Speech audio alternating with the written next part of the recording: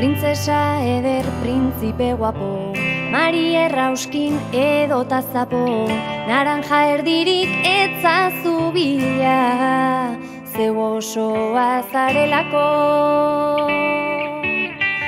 Zeure begi ez bizi eta ez, besteen begientzako, egin dorretxetik salto, aske bazara ez duzulako, askatzailerik beharko.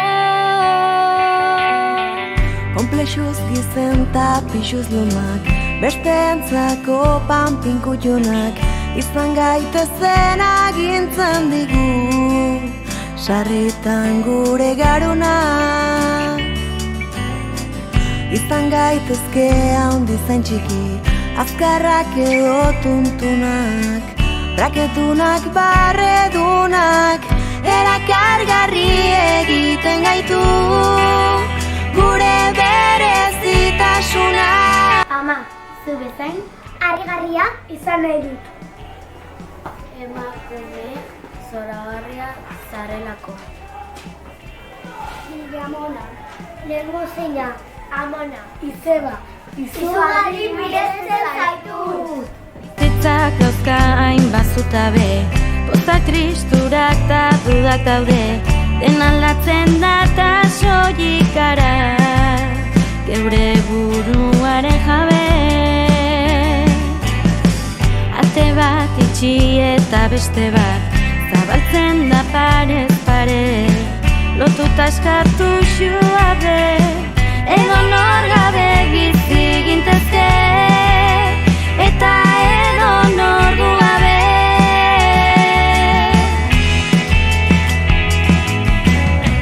Gaurrak uskatzen du iragana, eta eguna gaua darama, eta hasten den bezain natural, bukatzen da harremana.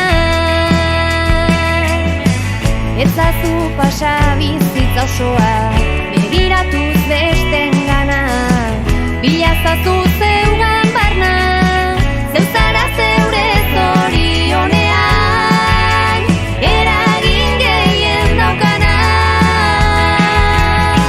Ni nire amonaz miresten dut, langilea delako eta beti egonda nire ondoan. Nik ere nire amona miresten dut, niri zaintzen didalako eta baita janari oso goxo egiten duelako. Nik nire arreban miresten dut, asko maite dudalako eta nirekin jolasten duelako. Nik nire ama Silvia miresten dut, bizitzen eman didalako eta beti egongo delako nire alboan. Nik ere nire ama miresten dut, beti egonda delako nire ondoan eta momentu txarretan eta momentu honetan eta ekarri mundu honetara. Askatasuna ematen digu,